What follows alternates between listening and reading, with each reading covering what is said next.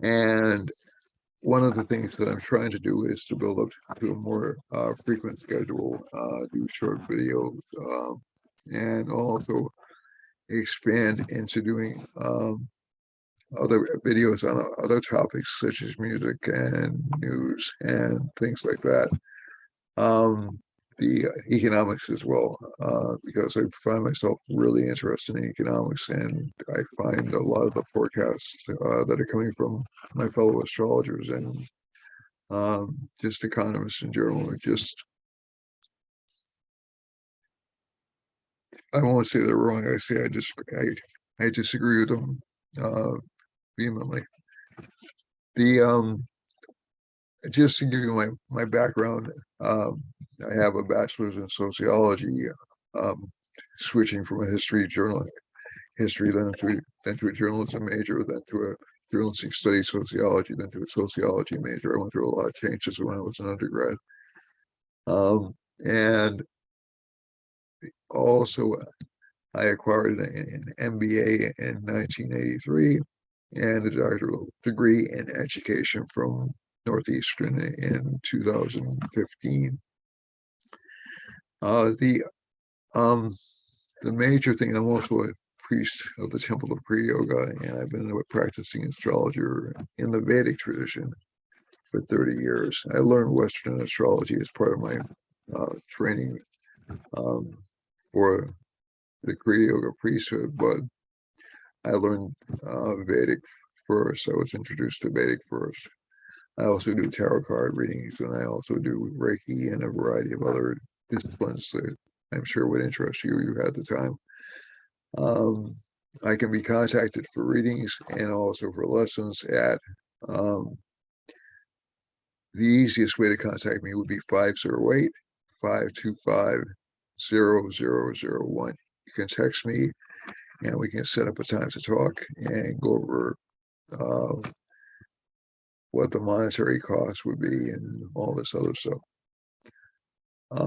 But I've been doing this for, I'm also a past president of the Council of Vedic Astrology and a current instructor at Kepler College and the American College of Vedic Astrology. Eventually, and eventually has been coming for years, I hope to open my own school and make it a truly international multilingual school. And I'm hoping to do that fairly shortly, but I can't provide a precise timeline for that. Also, a book has been in the works for years, but I will finally get it out in 2022. That's a promise. You know, Scout's honor, God willing. And let's see now. And I guess that's all you need to know about me. If you like what I'm broadcasting on the channel, other than talking about my numerous accomplishments, I was actually recognized through a couple of Indian and American organizations for contributions to Vedic astrology, and I'll be doing a series of workshops for Saptarishi astrology fairly shortly. And I've also done presentations of the Council at the American Council of Vedic Astrology, workshops, done conferences in England, Turkey, and also in across the country, including the Arsha Group in Pennsylvania, one of my favorite places to be, other than Turkey and England. And I like the American College of Vedic Astrology, but Turkey and England were really special to me just because of the location. So let me just go ahead and I'll share the screen with you. You may see me sharing this on and off just so you have an idea where the location of the planets are in the sky. And we'll start with where they are right now. Okay. So for those of you who've been with me for a while, you'll know this is a South Indian style chart. I'm starting the class when Moon is in Taurus, which is actually a good thing, but it's with Rahu, which just makes it a little bit not dodgy, but maybe that's why I want to give you all the justification for my background at the beginning. But Rahu is considered to be in one of its best signs in Taurus, and Moon is considered to be in one of its best signs in Taurus, but they're enemies. They're not really friendly with each other because Rahu eclipses the Moon, it swallows up the Moon. So that's where we get lunar eclipses from. K2 swallows up the Sun. The Moon is almost full. As I'm speaking, it'll be full later on tonight. I was watching it last night. It looked beautiful. And basically, we have Taurus. So a lot of this talk will be about anxiety about the future, worry about dreams or ambitions being fulfilled. And that seems to be the state of affairs we find ourselves in right now with the Omicron variant hitting with COVID. Some countries, some cities, countries, states are going into lockdown again. I personally think with Jupiter being in Aquarius over here, that won't be such a major concern. They'll come up with a series of medicines to fight Omicron actually pretty quickly. And to me, just because Jupiter's out of Capricorn, where it's really Jupiter becomes sort of I'm just trying to think of the right term for it, sort of rigid and unyielding, and only one way to solve a problem when it's in Capricorn. No offense to anybody who has Jupiter in Capricorn in their chart, but essentially it is, it is very much a rule-oriented sign, structurally oriented sign. And with Saturn there, Saturn was essentially helping Jupiter out in terms of providing some structure or some and now some rationale for thoughts. With Jupiter moving into Aquarius, people will still feel a little bit stuck, but they'll also be willing to try and experiment with new things. So that's actually a bit of a relief for most of us because a lot of the old methodologies, and and again, it's a more complicated situation than I'm presenting, but a lot of the methodologies which have been presented so far have been essentially, well, we're going to do the same thing and the virus is still spreading. And I'm not saying that that's, I'm not saying it's spreading because we're doing the same old thing, but it's spreading because organisms aren't smart, but the variants that come out, which will allow them to survive, do survive and multiply rapidly. So there was a famous study, I think in 18th century England, 18th or 19th century England, about white moths and black moths, where there was a white moth population that dominated an area. And then when the factories came in and the trees turned black from the industrial soot, that particular the white moths began to shrink in population, but they're black. But the black variant of the species thrived because predators couldn't find the black moths on trees. So that's essentially, just it's an oversimplification of how our evolution works, but that's basically it. That's how natural selection works. It's not really the strongest, it's the most adaptable. So if a virus wants to maintain some kind of presence in the world, so the viruses have certain jobs to do or certain tasks to do, then it will develop variants that will essentially find ways around natural immunity or spread more quickly or even if they lose a little bit of their punch to them. Now, we don't know for certain whether or not Omicron has less punch than one of the other COVID variants, but early signs seem to indicate that it does. So if that's the case, then we'll see, hopefully we'll see weaker and weaker variants coming out. And also with Jupiter in this particular sign, you'll start to see more and more effective treatments coming out over the next year. Also, I would look at the next 6 to 7 months as a period of increasing technological innovation, because we have Rahu in Taurus, then moving into Aries around the end of March. And you should see some technological innovation happen because of that. And also, I would say a restarting of the economic, or not a restarting because the economic engine really hasn't stalled, but some breaks in the supply line chains. The Saturn-Venus conjunction over here, I spoke a little bit about this last week. Kind of important. Saturn and Venus are friends. They work well together. They help build commitment in relationships. That's a good thing. But if the relationship has flaws in it, it'll expose those flaws extremely rapidly. That's detrimental to relationships, especially in their early stages.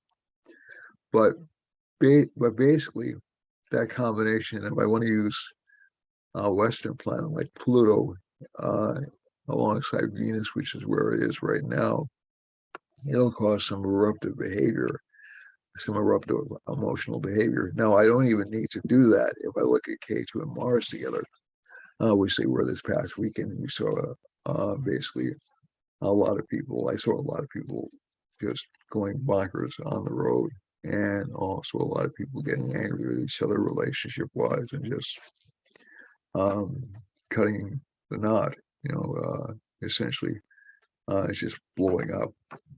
So I think this time is kind of a tenuous time for relationships. It's kind of a period in which you should slow down, take 3 breaths before you say something, figure out whether or not what you're going to say is going to help or hurt the situation or produce your desired result. And if something displeases you in a relationship, I sort of say it, get it out of the way, and then move on. Because K2 can be a really destructive entity. You can lose a relationship. You can lose, in particular, because it's with Mars, you can lose a man pretty quickly if the wrong thing is said. Now, these are close together, you notice. Around Wednesday, they were exactly on each other. And basically, that means that people's tempers were sort of like compressed. So if something nasty were going to come out, it would come out then. But it depends really on your individual chart and how close you have planets to that particular space in your chart. The Sun and Mercury, so this will make relationships between countries a little bit tense as well. It'll cause all sorts of delays or obstructions, confusions in deliveries, which we've already seen. That actually happened before then. And the main reason for those delays, I finally figured out, is Saturn aspecting Libra. And that's going to continue really until around April of 2022. After that time, you should see some improvement in supply chains. You should see some moderating of inflation because of improvement in supply chains, and also some improvement in people willing to re-enter the workforce, at least in the United States. Certain other parts of the world, they'll probably take more time to do it.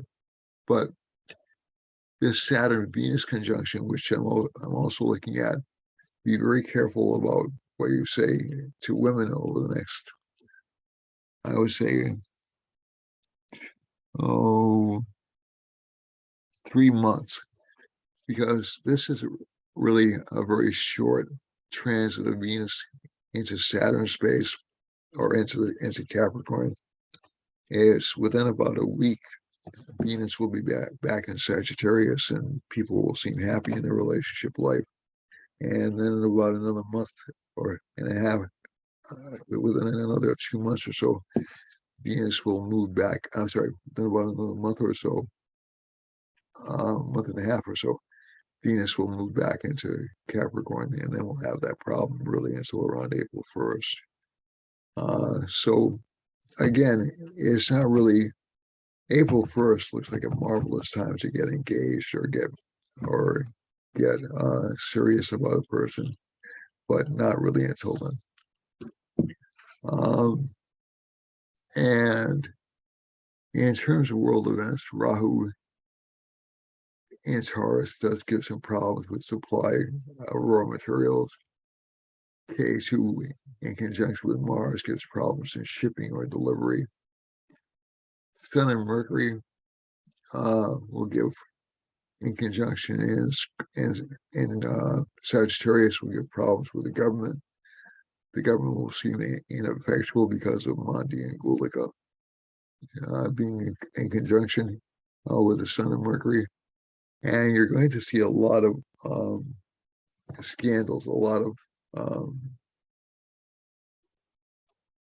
I don't want to use the word muckraking because that's not accurate.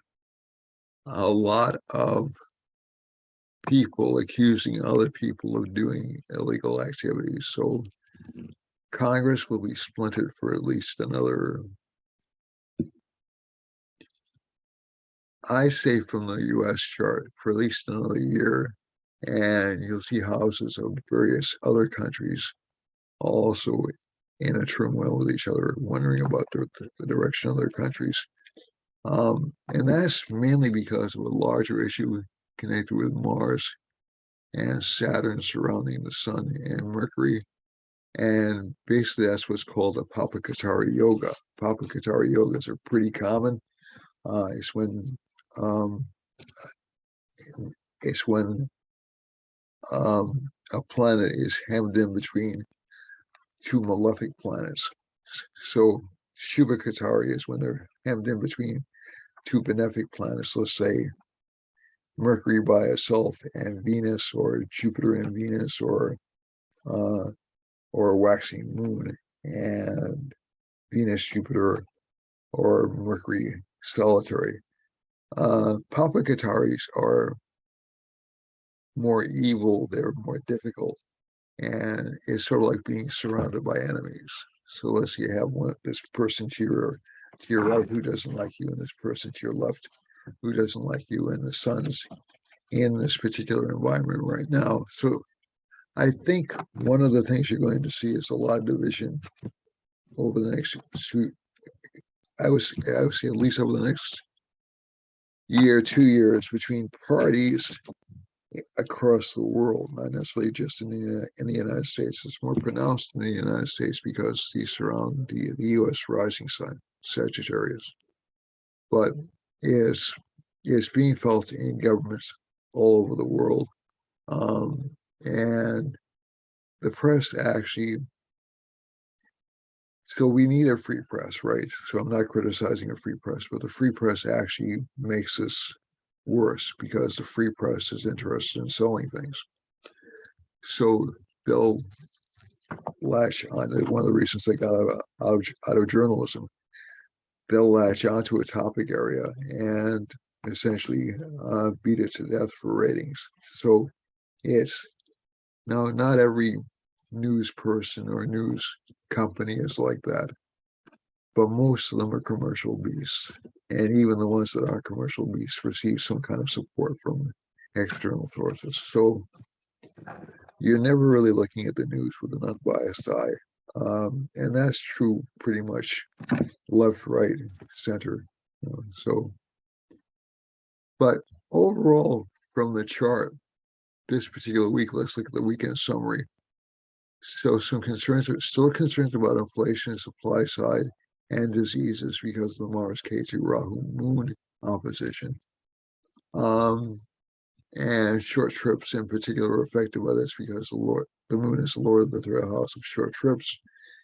Mars is the lord of the house of foreign So imports and exports, foreign journeys. Let's see now, 1, 2, 3. So there'll be concerns about finances because Mercury's in the 8th house. Government will find itself again, like I said, basically locked down for about a week, at least for about a week. And let's see now what else we have here. Good advances in medical science. Actually, this is a good time. It'll be a better time in about a month or so when Jupiter enters Saturn Bishak. So you'll find, like I said, all kinds of cures for illnesses. But I think that as we go on, I'm going to stop the sharing and renew the share just to make sure we're I do this every once in a while just to make sure that you're seeing the screen while I'm taping. And if we look at the chart, we have 1, 2, 3. So in terms of finances, not bad for finances, but international trade will be hurt. China is already starting to go into recession, as some of you may know. 1, 2, 3, 4, 5, 6, 7. Bad for relations, both with countries and between people in general. Bad for self-confidence, so people will feel confined or stuck where they are. Good for luck if you're disciplined and work hard. So that's one of the few things that, and it's also good for career. So, and what I mean by good for career is essentially we have a lot of people who are anxious to hire individuals now. They want people to go back to work, especially in the United States. And I think all these things combined tends to give us a moderately more positive outcome, but not really a break in the action until around April, when Jupiter and Venus look like a really positive break in the action. But you will see some improvements in about 2 months, especially in mid-March um, when the sun moves into. So right now, I'm sorry, around mid uh, mid-February, when the sun moves into Aquarius. From then on, you'll start to see some progress in these matters, and you'll see real breakthroughs around April. And in terms of the year chart, let's just look at that quickly. The annual chart. So I'm doing like bits and pieces of the annual chart.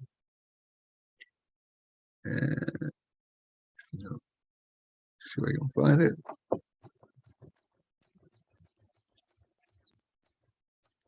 Annual chart.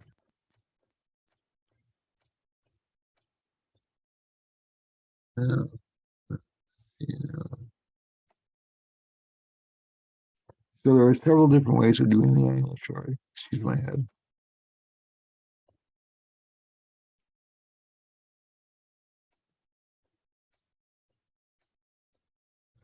Just pull it up, but I can't find it right now. I just pulled the annual chart. So let's just look at it.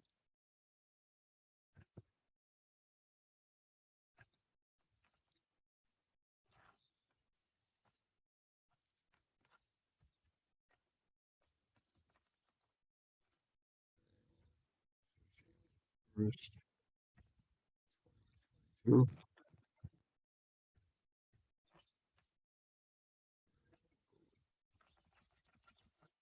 Midnight. Okay.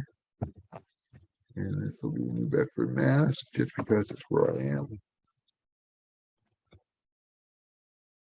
So this is an interesting chart. The first Lord is Mercury is in the 5th house with Saturn. So we're starting the year off pessimistically. But again, it is considered to be a good combination. Mercury and Saturn are considered to be basically a favorable combination because it's the Lord of the first and the 10th house, along with the Lord of the fifth and sixth house. So that's not really horrible. The sixth house lordship isn't good, but the fifth house lordship is good for Saturn.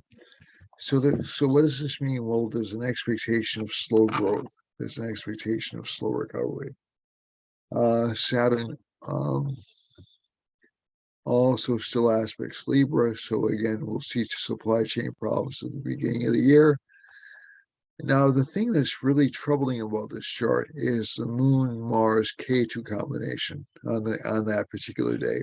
So to me, this connotes a lot of short-term accidents, a lot of violence actually in 2022. I wish I could say that wasn't the case, but that is the case. But also a lot of opportunities for breaking out of your shell, for trying new things, for trying things that aren't necessarily connected with financial gain, but are things you want to try just because you want to research them. And also because Moon's in Scorpio and it's in Jyeshtha Nakshatra, some people will be pretty smart, but it won't be a good year for marital relationships. Again, we have another one of those. And it also won't be that great a year for this just in general. Again, it depends on your individual chart. And also, it'll give some sea disasters, as we said before, some really bad storms. But the Sun Venus retrograde combination is actually quite good. It does indicate a return to more prosperous times. And Rahu's in the 9th house, so you may see a change of leadership in many countries around the world. And I think that's going to be one of the things that we're probably going to be seeing in the U.S. chart is that President Biden will get a little bit ill. I don't know if he'll necessarily quit office. If we're looking at elections, this is more favorable to conservatives than it is to more liberal types. But again, that's a little bit too early to tell in the elections, but that's what I'm seeing. And also from this combination right here, there is worry about financial debt, especially at home. So I think what we're seeing is, and I'm going to go into this in more detail next week, is a lot of uncertainty going into the new year, a lot of fear of failure. Now, again, keep something in mind. This is not necessarily a bad thing. This can sober people up, make them focus on what's really important as opposed to petty arguments. But the third house is pretty much the house of petty arguments and playing to the camera. So, but again, a lot of public images are going to be disrupted. There'll be a lot of changes. I think for the better, though, to be honest with you, especially with the Sun Venus conjunction in the 4th house, and also with the Mercury Saturn conjunction in the 5th house. So this will actually be benefits which will bring about slow change, but necessary change in the world. But no, I'm not seeing a global transformation. That's not really for a while yet. But I just wanted to share that map with you for your information. Now let's go back to the now chart. And we want to look at the astrocartography of the new year next week. All right. So we're going to look at the astrocartography of what's happening right now. Okay, so let's see where the action is. All right. So the moon is over Hawaii. But there's a Jupiter line passing by and also a Saturn line. So what does that mean in plain English? Also in Alaska, so we can expect some kinds of land catastrophes in Alaska. Not sure it's going to be volcanoes or just abnormally bad weather. Hawaii has some anxiety working on it as well. Um, they'll have some bad weather experiences. I'm not sure it's going to be a volcano, but something close to that, or in terms of impact. And again, this isn't wishing ill upon Hawaii. I mean, I'm just hoping that I'm wrong and it's something much less. The pressure valve gets released in a much less dramatic way. If we're looking at the West Coast, Mercury's running through the West Coast, so again, we have that Papakhitari Yoga affecting the West Coast. So this does indicate at least the media will be reporting adversely on California. I know they've started reporting adversely on crime rates in California and in Washington and Oregon, and that will continue pretty much throughout the next few weeks. Venus is running through Texas up through North and South Dakota. Actually, not bad, but it's also subject to the Papakhitari Yoga, and I think it's a different one, but it's still a Papakhitari. But I think one of the things you'll see is in Venus there'll be some problems, especially in Austin, some problems with the justice system going all the way down through Mexico and interfacing with Mexico. So this line right here indicates some international disputes, and that'll continue. Saturn is running through Kentucky along with Rahu. So we just had that series of five hurricanes in Kentucky. That stuff's not quite over yet. It'll be over within about 2 weeks. It won't be quite as intense as it was the other day. That was actually K2 and Mars conjoining. And also some bad weather all the way up to Canada, North Dakota. I'm sorry, up into Canada, around Lake Superior and through Indiana, Kentucky, Tennessee, and I believe Mississippi, right? And also Georgia and Florida.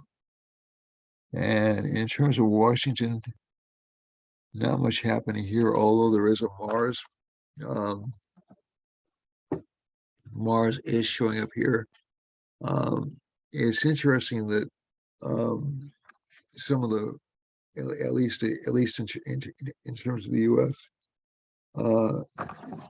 some high-ranking Republicans are saying they're in favor of a January 6th investigation. That may be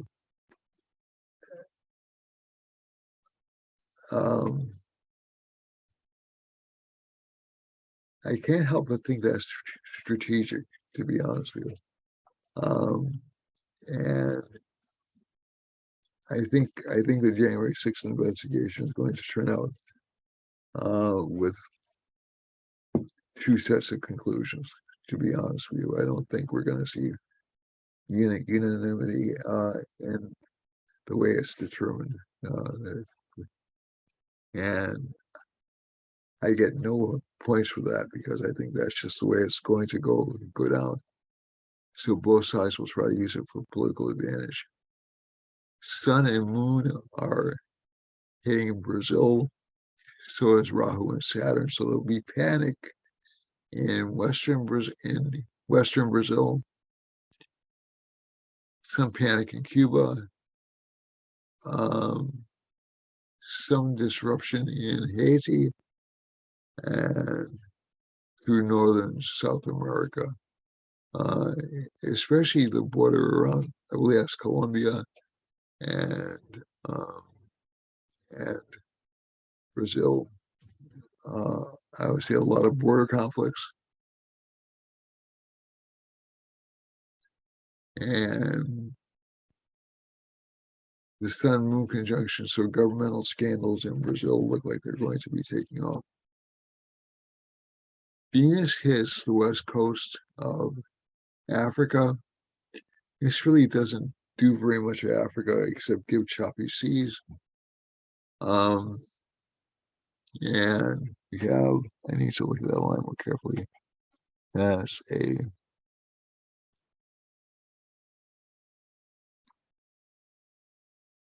what line is that? That's a descendant Saturn line running through the UK. So the UK has already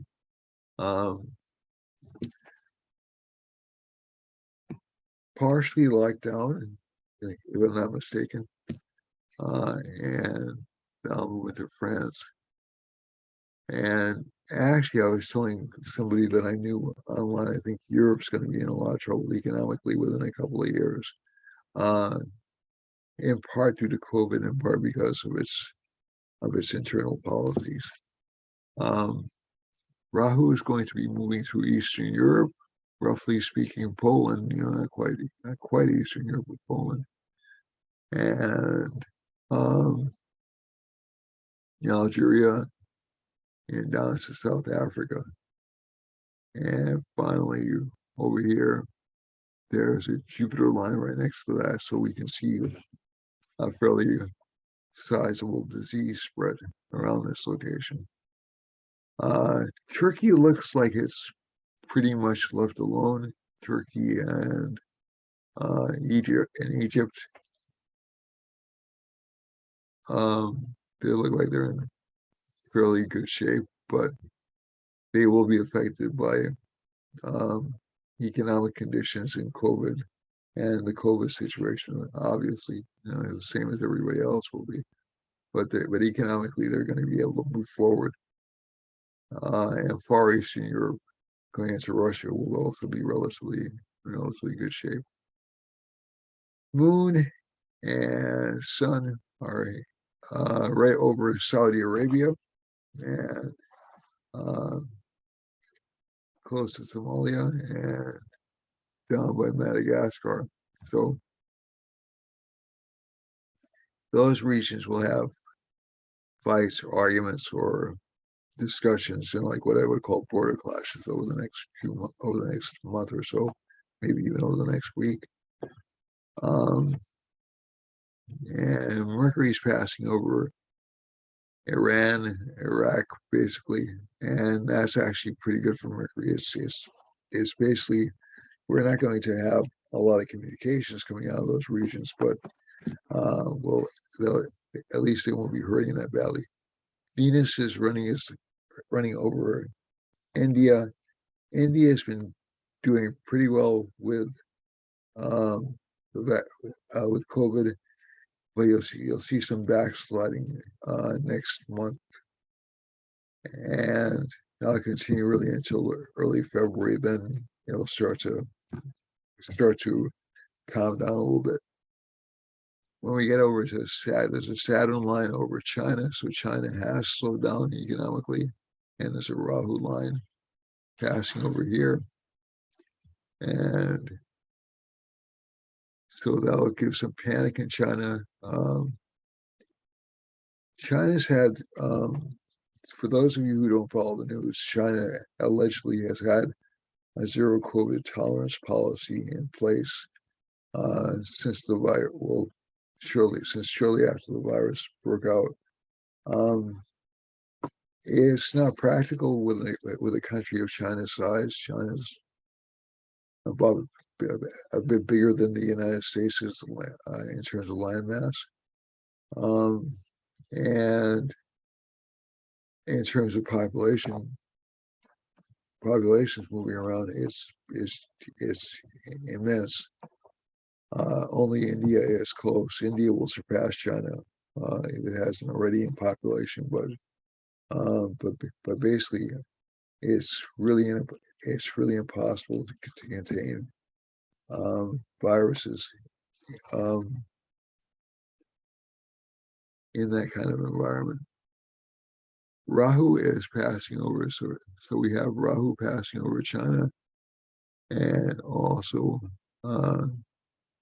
close to Vietnam, close to Cambodia, close to Thailand.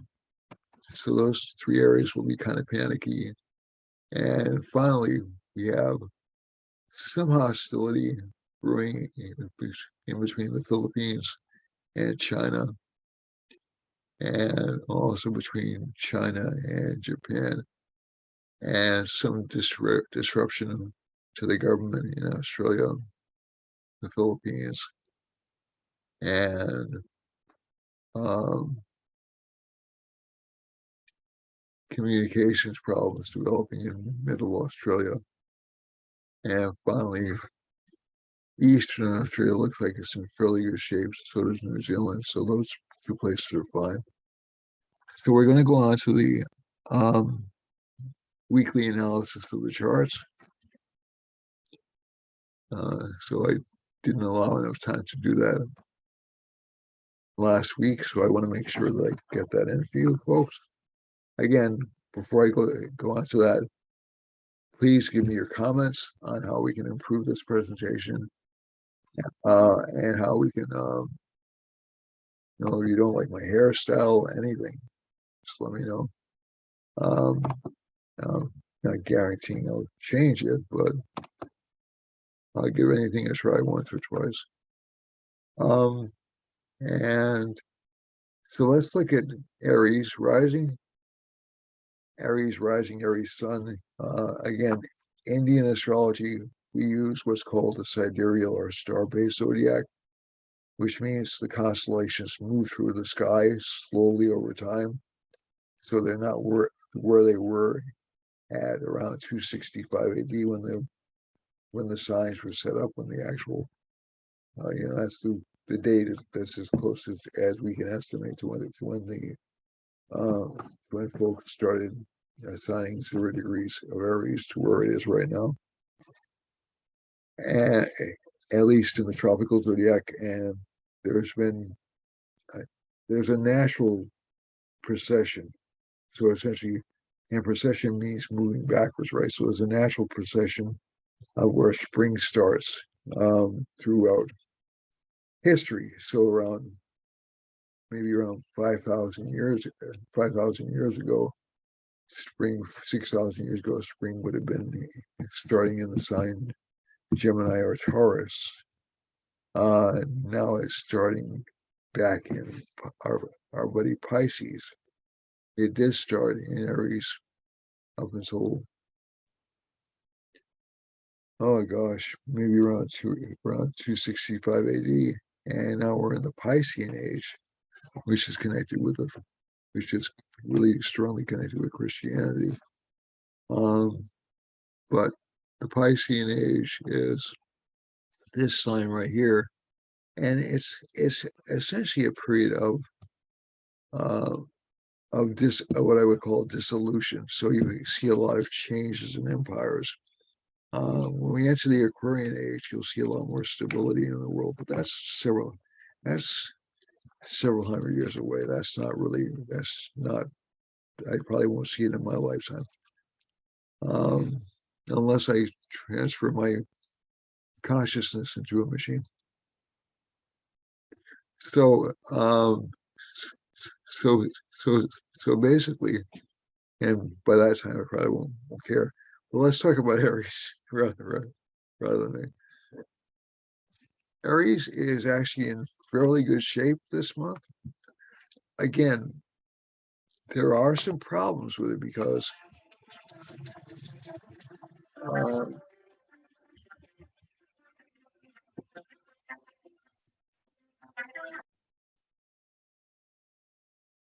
I apologize. I got called out to accommodate my cats, Lovecraft and Goose and Bubbles. So, all right. So talking about Aries, Aries will have some struggles with confidence. And again, it's not in terms of being uncertain in themselves, but essentially trying to accommodate or please their relationship partner. And Also, we have a Mars-Jupiter aspect, which is really what's responsible for the Omicron spread. The Mars-Jupiter aspects have just been really horrible for the spreading of disease. But again, like I said, it's not really all that bad. Getting back to individual signs, career-wise, things look better, but slowly improving. But career life won't get easy for the sign really until around April. Relationship life, again, you're going to have to watch out for some anxiety about relationships in this chart. And also, you'll have to worry about relationship partners seem to be depressed or upset easily, those kinds of things. For Taurus, Taurus has basically a lot of relationship conflict, a lot of relationship anxiety. Relationship partners seem to be a little bit difficult or short-tempered lately. In terms of money seems to come in fitfully or sporadically. It'll be there, but they'll have to work very hard for it in order to get promotions or improvements in their life. The other thing is we have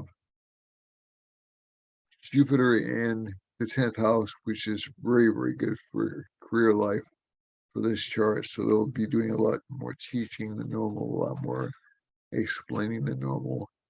And the Saturn Venus conjunction in the 9th house, bosses will be difficult, but also helpful.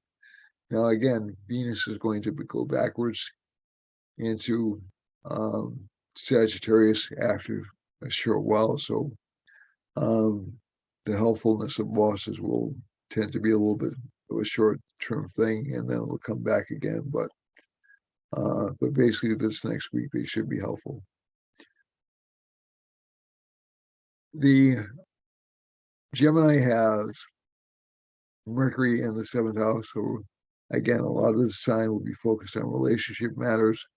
They've been relatively happy with the relationship matters over the past month or so, 2 months or so.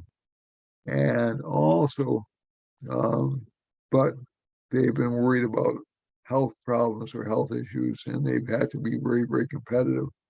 Also, relationship partners have seemed to have been a little bit difficult to encourage, not because they're doing anything wrong, but because their luck hasn't been so good lately. And also, again, Jupiter's in the 9th house. This is a good position for them to teach, a good position for them to establish relationships with teachers or with people who can promote their career. So it's a good month for networking for Gemini, Sun, Rising, or Moon. For Cancer, Cancer's had, again, it's having a lot of the same problems that the 3 previous signs have had with relationship life. But those should lessen a little bit within about a month or so and actually go away entirely around in April or May of next year.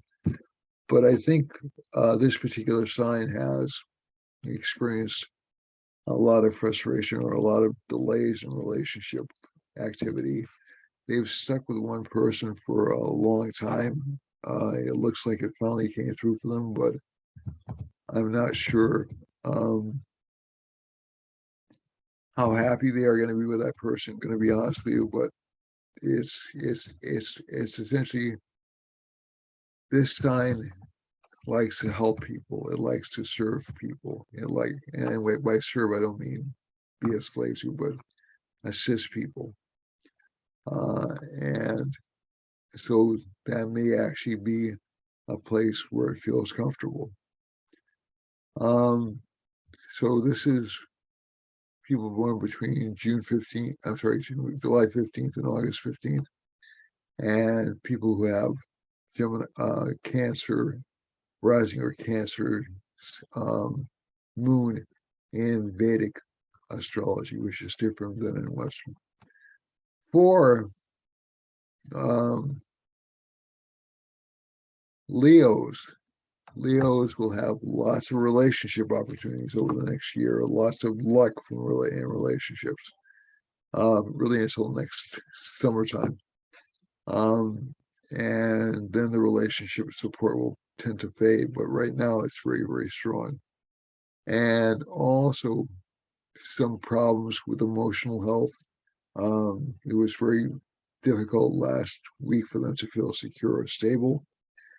And I think you'll start to see a bit of a change in that over the next couple of days, because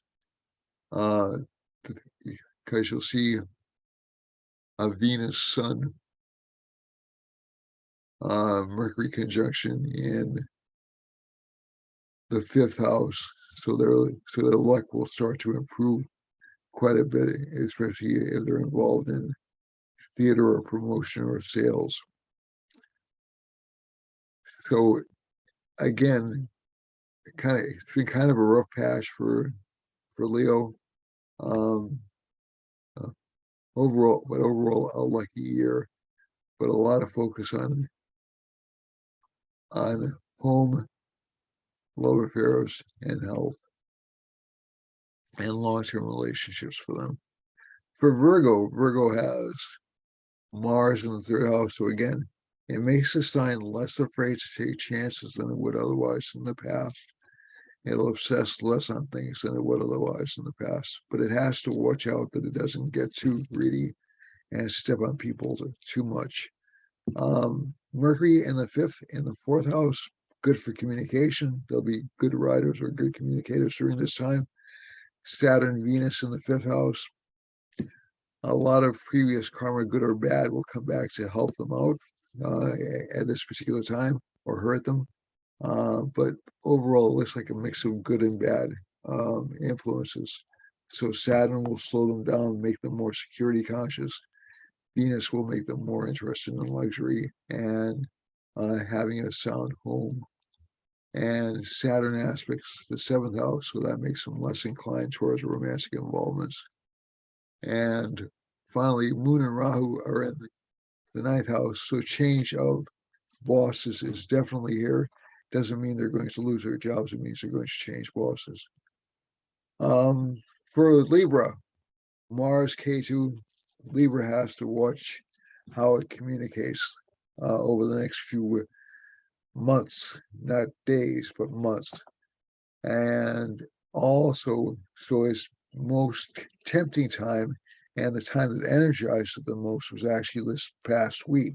So they were able to get some good, compelling, and forceful thoughts across, but they have to watch out for fear that they'll seem arrogant or they'll start to take over the show. Sun and Mercury are in the third house, so again, they'll have a lot more ambition, a lot more drive, especially for financial wealth. And fourth house has Saturn, Venus, and so there's some delays in matters connected with the home. But Jupiter's in the fifth house. There'll be plenty of opportunities for love affairs or romantic involvements over the next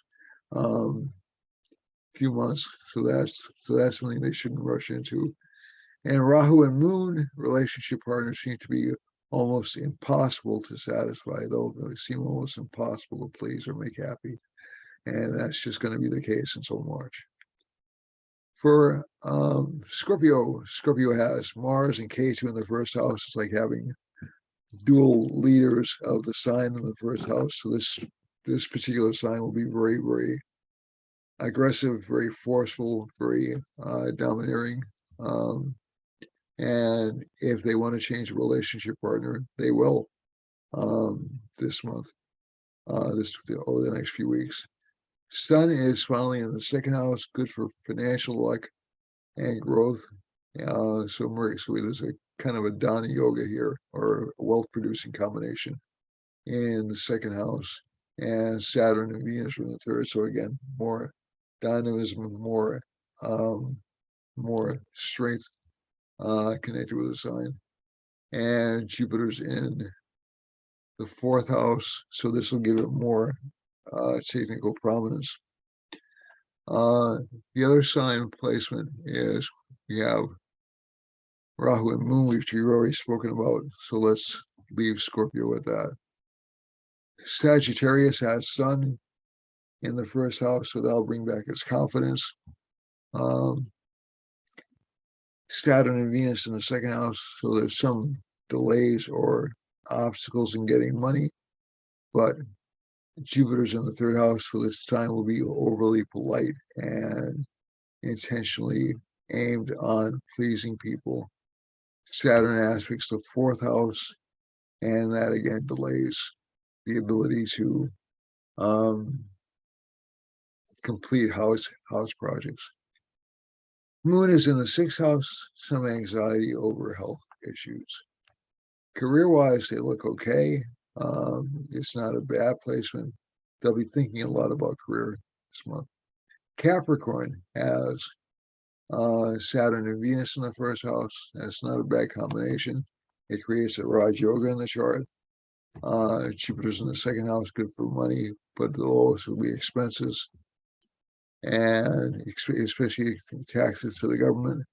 And Rahu and Moon are in the fifth house, so some problems with children, some difficult to please children, and some financial gains, some unexpected financial gains for real estate and friends.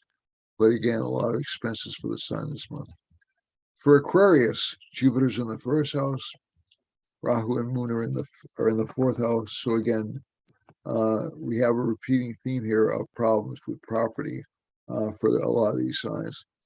Saturn and Venus are in the 12th house, so there'll be a lot of spending on luxuries.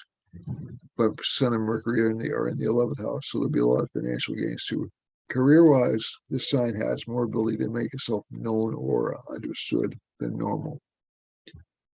Pisces has Rahu and Moon in the third house, so it's very brave this month, but it's also got Mars in the ninth house, so critical work matters, or criticism in work matters. Sun and Mercury, this sign will see itself in the leadership position, and Saturn and Venus in the 11th house. Very, very good for slow financial growth, but not rapid financial growth. So that's it for this week. If you like what I'm doing, please join. And there's a lot of exciting stuff coming up. And like, comment, whatever you like. Suggestions are more than welcome. And I'll see you next week. Namaste. I love you all, and take good care of yourselves.